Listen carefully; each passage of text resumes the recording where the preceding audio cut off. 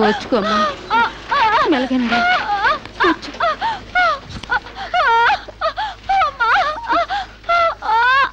బాబు బిడ్డ నొప్పులకి తట్టుకోలేకపోతుంది త్వరగా డాక్టర్ గారిని పిలువు బాబు డాక్టర్ గారు లోపల టెస్ట్ చేస్తున్నారు పావు గంట ఆగాలి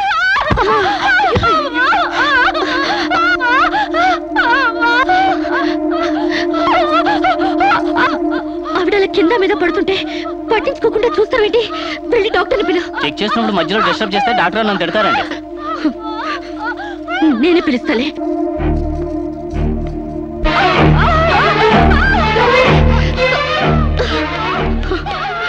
అప్పుడు పేషెంట్ నొప్పులతో సతమతం అయిపోతుంది మీరు త్వరగా రావాలి కంగారు పడితే ఎలాగమ్మా రౌండ్స్ అవగానే వస్తాను చాలా అర్జెంట్ డాక్టర్ మీరు అర్థం చేసుకోండి అందరికీ అర్జెంటే కాస్త ఓపిక పట్టాలి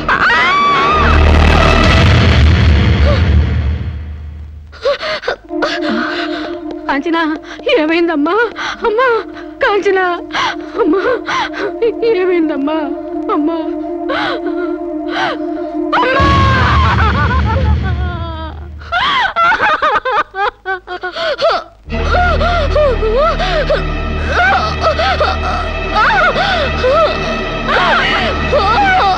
ధైర్యంగా ఉండమ్మా you will be all right నొప్పులు స్టార్ట్ అయినట్టున్నాయి సర్జరీ తీసుకురండి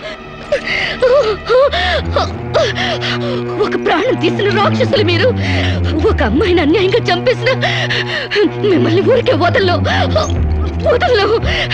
బజారికి ఇడుస్తాను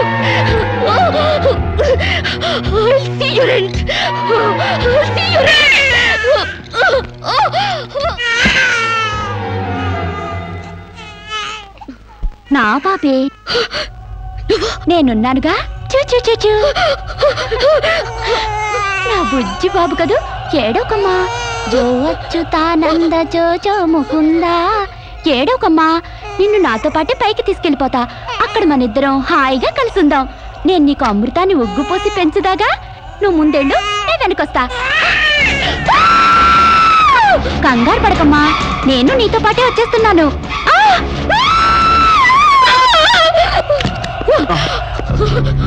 ఏమ్మా ఏమైంది బాబేడి దెయ్యం వచ్చి బాబుని ఎత్తి గడిపోయింది మాకు కనిపించకుండా నీకే కనిపించిందా నిజంగానే తెల్ల బట్టలతో వచ్చి నా బాబేని బాబుని ఎత్తుకుని కిటికీలో వచ్చి పడేసింది ఇందాక చచ్చిపోయింది ఆ అమ్మాయి మరి ఆ దయ్యం ఏమైంది ఆ అమ్మాయి దూకేసింది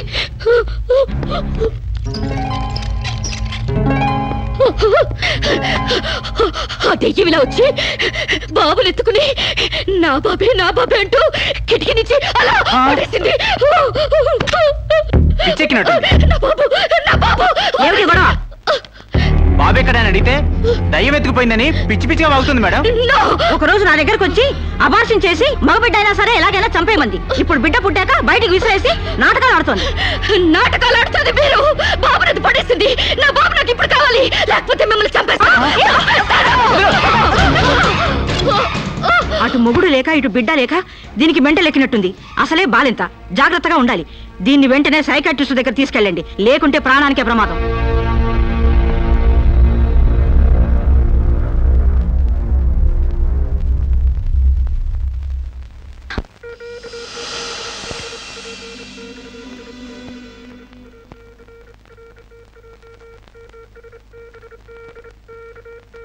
నెమ్మదిగా కళ్ళు తెరవమ్మా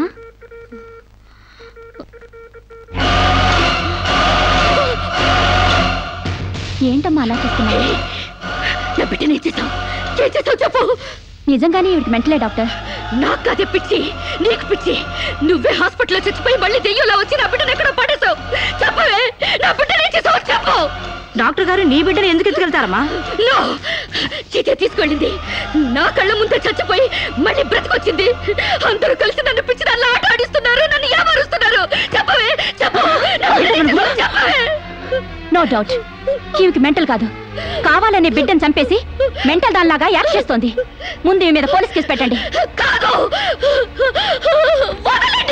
డియర్ జడ్జ్ శిరీష్ అనే ఈ ముద్దాయి తన అనుచిత ప్రవర్తనతో విదేశాల్లో ఒక స్టూడెంట్ మృతికి కారకురాలైంది ఆ పాప భీతి వేధిస్తుండటం వల్ల ఇప్పుడు మానసిక వేదన అనుభవిస్తూ బిడ్డ పుట్టాక మెంటల్ బ్యాలెన్స్ తప్పి చివరికి ఆ బిడ్డనే తన చేతులతో పైనుంచి కింద పడేసింది నా బిడ్డని చంపలేదు నాకు మెంటల్ లేదు ఐఎమ్ పర్ఫెక్ట్లీ ఆల్ రైట్ వీళ్ళందరూ నన్ను ట్రాప్ చేసి మెంటల్ దానిలో ప్రూవ్ చేస్తున్నారు నీ వాదన చెప్పుకోవడానికి కావాల్సినంత టైం ఇస్తాను ముందు పీపీ గారిని మాట్లాడినవు.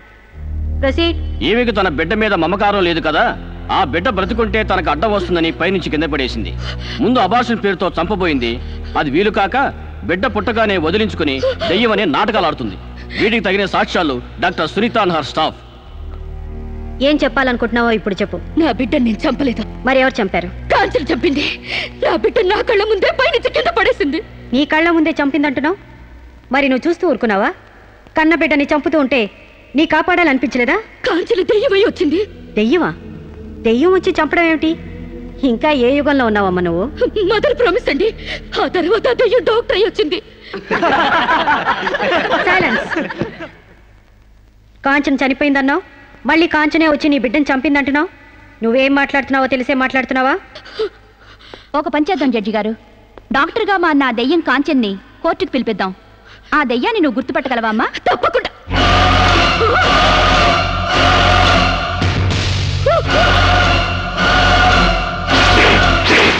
ఏంటమ్మా అలా చూస్తున్నా? జడ్జి గారు, ఈ దైవే నా బిడ్డను చంపింది. ఇప్పుడు లాయర్ అయి వచ్చింది. నో, లాయర్గా రావటం ఏంటమ్మా? ఆ అమ్మాయి లాయరే. ఇది లాయర్ కాదు, ఇదే నా బిడ్డను చంపింది.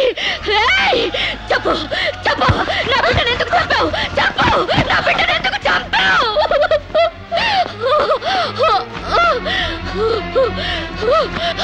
జడ్జి గారు, దీన్ని నమ్మకండి. ఇది నా కళ్ళ మీద కడుపుతో చచ్చింది. అసలు ఆవిడ పెళ్ళే కాలేదమ్మా. అయినా చనిపోయిన ఆవిడ మళ్ళీ ఎలా వస్తుంది? ఎలా నీ బిడ్డను చంపుతుంది? దెయ్యమై వచ్చి చంపిందండి. ఏమిటమ్మా నువ్వు అనేది? ఆ అమ్మాయి ఇదే కోర్టులో 5 ఏళ్ల నుంచి పనిచేస్తుంది. మనిషి కళ్ళ ముందే కనిపిస్తుంటే సచ్చింది, దెయ్యమైంది, మళ్ళీ డాక్టర్ అయింది, లాయర్ అయింది అంటావేంటి? నిజంగానే నీకు మెంట్లా లేక డ్రామానా? లేదు జడ్జి గారు, అబద్ధం. బిడ్డ చావలేదు, నా వద్ద క్షేమంగా ఉంది.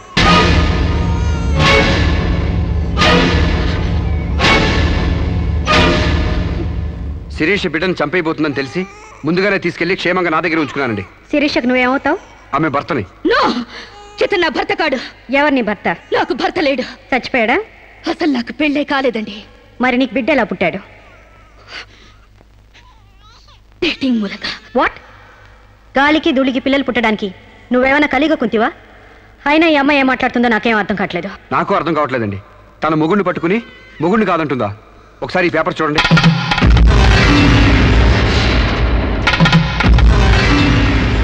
తన బిడ్డకు తండ్రినని తన ప్రశ్న అప్పుడు నేను వేలిముద్ర వేసిన పత్రాలు. పిచ్చివాడి చేతిలో మట్టిగడ్డ ఎంత ప్రమాదమో పిచ్చిదాని చేతిలో పసిబిడ్డ కూడా అంతే ప్రమాదం. అందుకని ఈ బిడ్డ సంరక్షణ బాధ్యత నాకు అప్పగించండి. అలాగే నా భార్య ఆస్తులపై హక్కులు కూడా నాకు అప్పగించండి. ఇంట్లో చెత్తంతా శుభ్రంగా ఊడ్చిపడేసినట్టు మొన్న బీరువాలో నగా నట్రా బయటపడేసి బీరువాని శుభ్రం చేశానని చెప్పింది. రేపు దస్తావేజులు పడేస్తే మా గతేం కాను. అందుకని నా భార్య ఆస్తులపై నాకు పవర్ పట్ట ఇప్పించండి. తనకి పిచ్చి తగ్గేదాకా మెంటల్ హాస్పిటల్లో జాయిన్ చేయించండి. శిరీష సొంత భర్తను కూడా గుర్తుపట్టలేని స్టేజ్లో ఉంది. కాబట్టి ఆవిడకి మెంటల్ హాస్పిటల్లో ట్రీట్మెంట్ చేయించాల్సిందిగా ఆదేశిస్తున్నాను. అలాగే బిడ్డని సాంబశివరావుకు అప్పగిస్తూ అతని భార్య శిరీష ఆస్తులపై పవర్ ఆఫ్ అటార్నీ మంజూరు చేయవలసిందిగా కోరుతున్నాను.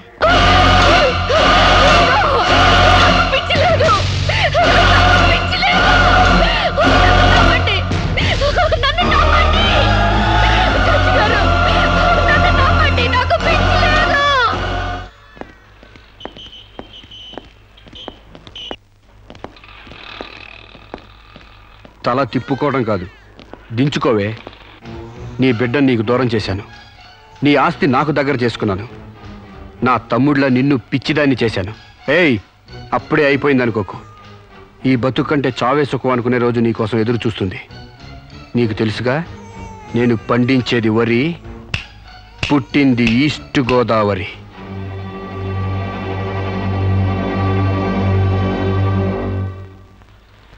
మీరు చేసిన సాయానికి రుణపడి ఉంటానండి. ఇంక ఈ డోస్ చాలనుకుంటాను సాంబశివరావు. ఇనుము వేడి మీద ఉన్నప్పుడే అది ఎలా కావాలంటే అలా మలుచుకోవచ్చు. దాన్ని కొవ్వు దిగడానికి ఇదే సరైన సమయం. వస్తానండి.